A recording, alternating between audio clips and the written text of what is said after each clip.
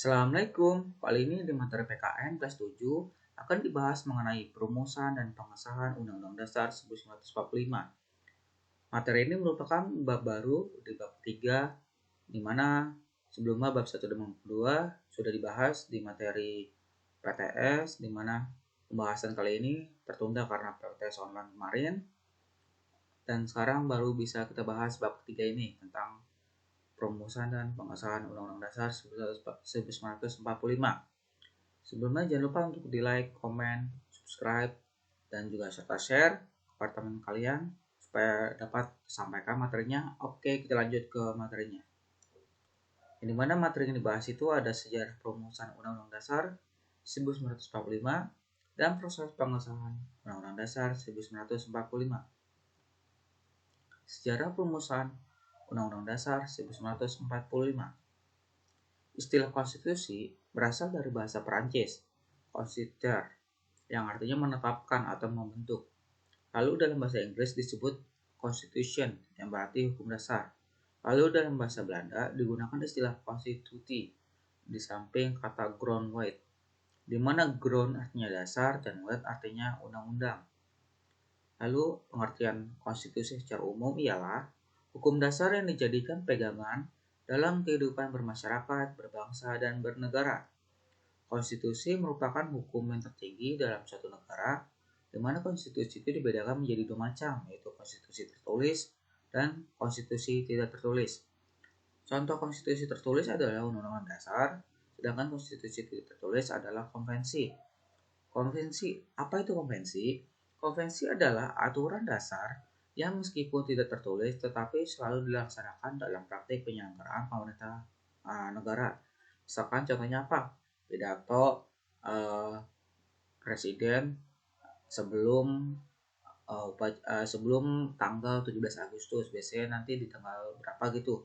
Nanti presiden akan ada pidato di gedung DPR, seperti itu.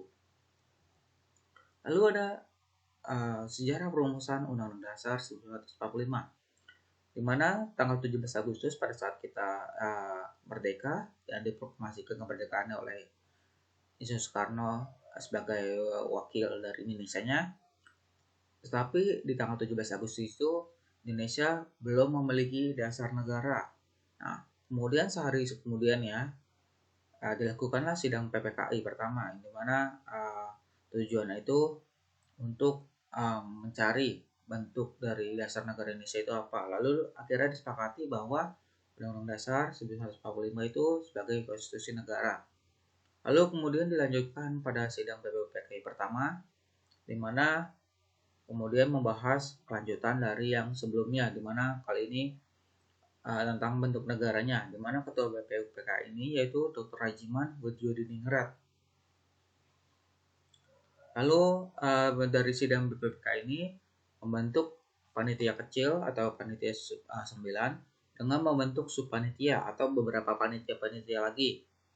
Ada panitia perancang hukum dasar diketuai oleh Insinyur Soekarno, panitia perancang ekonomi dan keuangan diketuai oleh Dr. Andies Muhammad Hatta, dan panitia perancang pembelaan tanah air diketuai oleh Adikusno Cokrosujoso.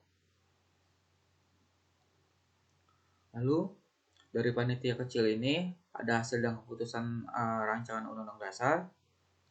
Ada panitia perancang hukum dasar, di mana ketentuan membahas tentang ketentuan lambang negara, negara kesatuan, dan juga MPR.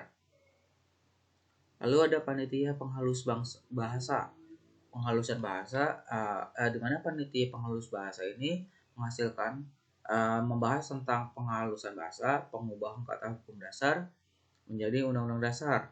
Lalu panitia perancang Undang-Undang Dasar, di mana membahas tentang pernyataan Indonesia segera akan merdeka.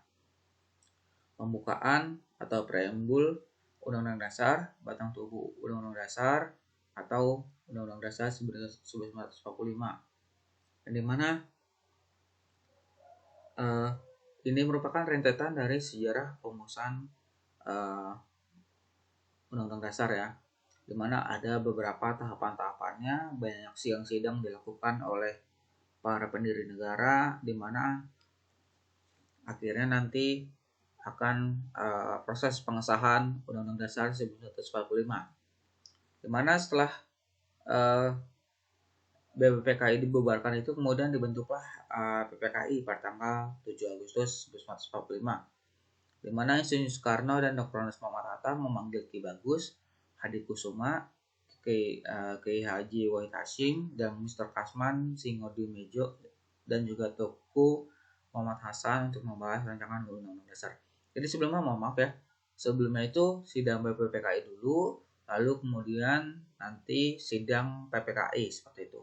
Oke, lalu kita pembahasan yang ke sini lagi, di mana pemanggilan para pemuda ini, para tokoh ini oleh Insinyur Soekarno dan Muhammad Hatta dilakukan karena ada ketidaksetujuan dari beberapa tokoh yang mengenai tentang bentuk dasar negara, yang dimana dasar negara itu diambil dari pernyataan Muhammad Yamin yang dari Piagam Jakarta, yang dimana salah satu isi kalimatnya itu ada ketuhanan yang Maha Esa dengan kewajiban menjalankan syariat Islam bagi pemeluknya, yang dimana Indonesia kan merupakan negara yang punya multikultural agamanya ya, dan dimana banyak agama-agama yang dipeluk oleh orang-orang Indonesia. Jadi orang-orang tersebut, tokoh-tokoh Indonesia itu tidak setuju dengan pernyataan itu. Akhirnya diubahlah kalimatnya menjadi ketuhanan yang Maha Esa saja.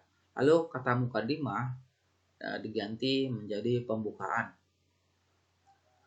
Nah, dimana yang tadi yang rumusan Pancasila dari Muhammad Yamin itu ada ketuhanan yang Maha Esa berdasar dengan kewajiban menjalankan syariat Islam bagi pemeluknya, itu kemudian dihapus, diubah menjadi ketuhanan yang Maha Esa, dan akhirnya hingga rumusan Pancasila itu seperti saat ini ya, dimana ada ketuhanan yang Maha Esa, kemanusiaan yang adil dan beradab, persatuan Indonesia, kerakyatan yang dipimpin oleh hikmat kebijaksanaan dalam permusyawaratan perwakilan, dan terakhir keadilan sosial bagi seluruh rakyat Indonesia. Dimana kemudian dari tadi awal proses perumusannya itu dari sidang BPPKI 1 dan 2, terus akhirnya menghasilkan beberapa keputusan, lalu BPPKI-nya dibubarkan.